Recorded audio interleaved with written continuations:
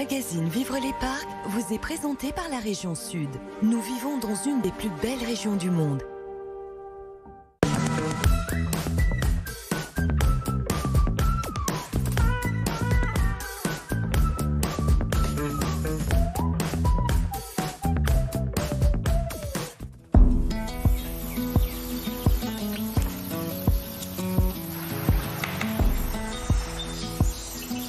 Salut, très heureux de vous retrouver pour ce premier épisode de Vivre les Parcs.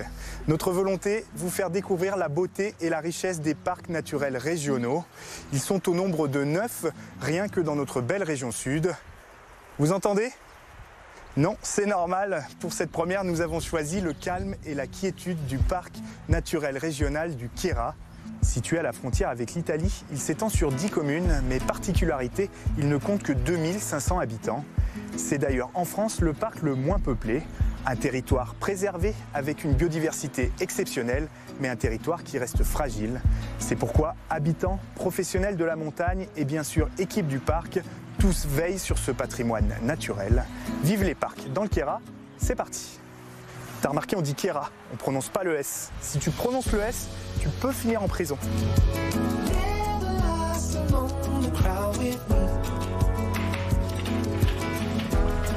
Nous rejoignons Pierre. C'est un jour important pour lui, c'est le début de la transhumance. Berger dans le Queyras, il va passer tout l'été dans les alpages. Son troupeau cette année, 2000 brebis et quelques chèvres. Mais vous allez le voir, du haut de ses 21 ans, ça ne l'inquiète pas pour autant. Salut Pierre, merci de nous recevoir aujourd'hui. C'est le début de la transhumance, c'est ça ? C'est ça. On vient d'arriver avec les brebis. On est là pour 3 mois et demi et voilà. Elles trouvent enfin leur quartier d'été. Et la particularité, c'est que vous l'avez fait à cheval ? C'est la première année, on a essayé de garder à cheval pour qu'ils nous aident sur les portages entre les cabanes. C'est un peu western, mais c'est plaisant.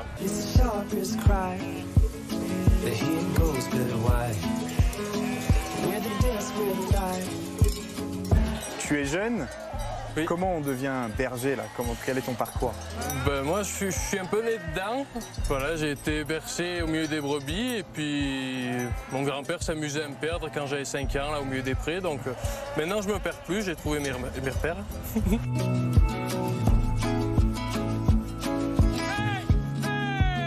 Ça va être ton quotidien pendant quelques semaines, quelques mois, de parler aux chiens, de surveiller, d'avoir un œil attentif. C'est ça, le métier d'un berger ?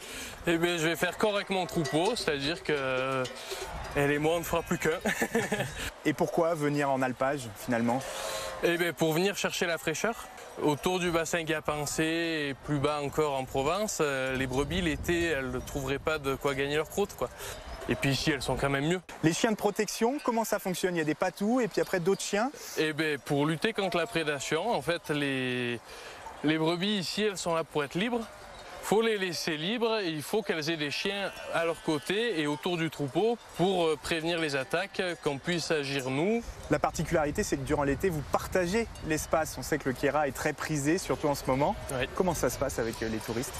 Eh bien, ça se passe plus ou moins bien, ça dépend des mentalités des gens. On essaie de les conseiller au mieux. Eh bien, un touriste qui rencontre un troupeau, comme là devant nous, au lieu de traverser tout droit sur le GR, il faut qu'il contourne le troupeau calmement, qu'il évite de déranger les bêtes pour que les chiens n'y prêtent pas attention.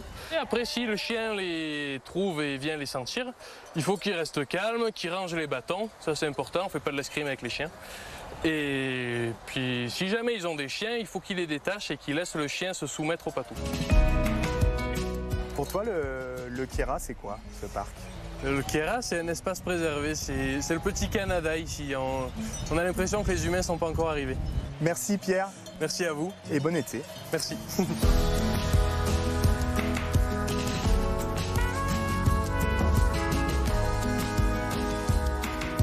Nicolas est garde au sein du parc, plus précisément dans la réserve naturelle de Ristola-Montviso, une réserve connue pour sa biodiversité exceptionnelle. Bonjour Nicolas. Bonjour.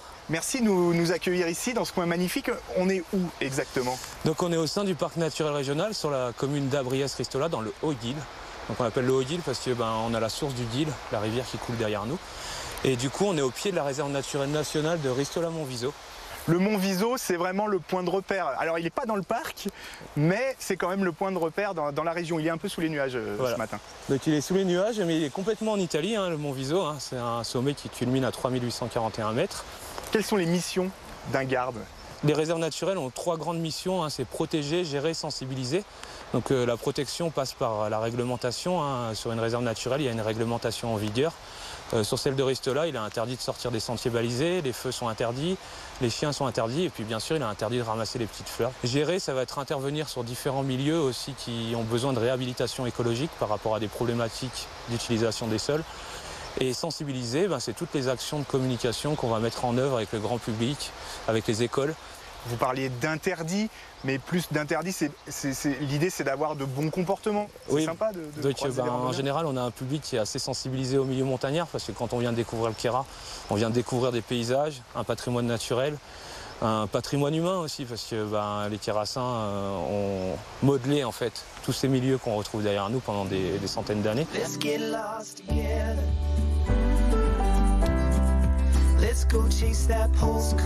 La réserve naturelle a un contexte climatique très particulier. Hein. On a certaines espèces qui trouvent leur milieu de vie par rapport à la géologie. Et là, on a un exemple. Donc là, on arrive sur le pastel des Alpes. Hein. Le pastel des Alpes. Donc elle est endémique de la commune de Ristola. On la connaît dans les Alpes françaises, uniquement donc, sur cette commune. Ce qui est incroyable, c'est que là, il n'y en a qu'une. On regarde un peu autour. Voilà. Il y a d'autres fleurs jaunes, mais c'est pas les mêmes. Il n'y en a pas beaucoup. Voilà. Donc, voilà. Là, vous l'aviez repéré avant. Voilà, elle était localisée, on l'a trouvée hier. Hein. C'est une station qu'on a notée parce que le but de la réserve naturelle, c'est de suivre vraiment ces espèces patrimoniales. Et c'est pour ça qu'il faut rester dans les chemins, c'est le plus important. Pour éviter de les écraser parce qu'elles n'ont pas encore fait leur petite graine. Merci Nicolas pour toutes ces explications. Merci à toi. En repartant de la réserve, n'hésitez pas à vous arrêter à l'Arche des Cimes à Ristola, lieu qui vous aidera à mieux comprendre la vie de la faune et de la flore au sein du parc. Janine vous guidera au milieu de cet espace de découverte interactif avec notamment l'impressionnante spirale du vivant.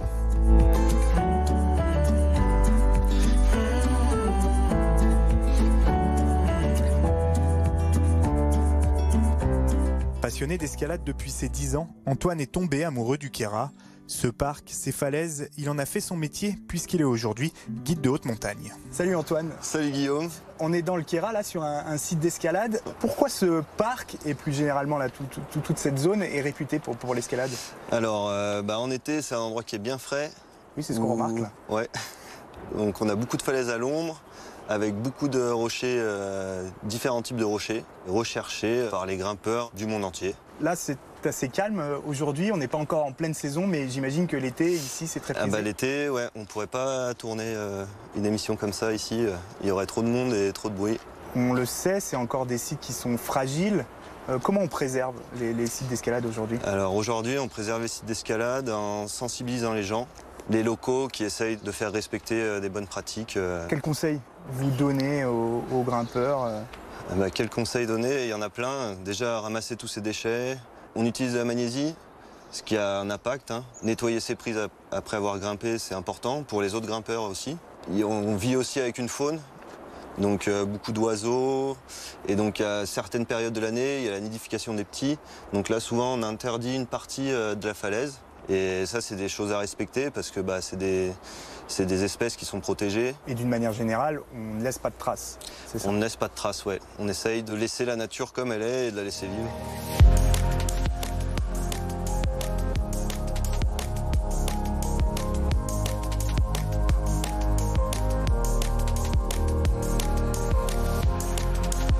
Qu'est-ce qui vous plaît au fond dans ce parc du Queyras? La non-surfréquentation, on va dire, et de pouvoir emmener des gens sur des sommets seuls. On peut avoir un nom de sommet ou c'est gardé secret pour pas que ça soit surfréquenté? C'est pas secret. Non, on a le brick bouché, on a la tête d'étoilie, la taillante, il y en a des centaines. Hein. Merci. Avec plaisir.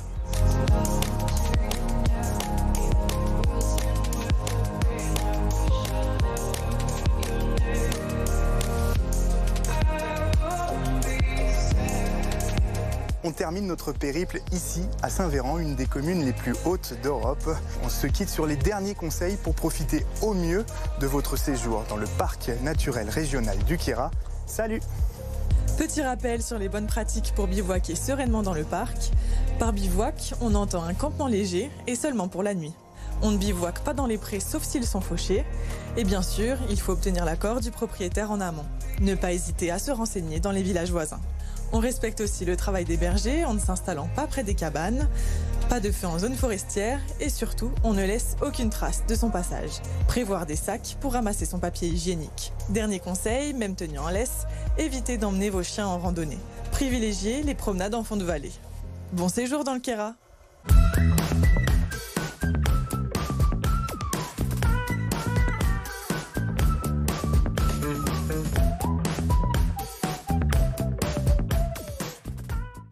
C'était le magazine Vivre les Parcs, présenté par la région Sud. Nous vivons dans une des plus belles régions du monde.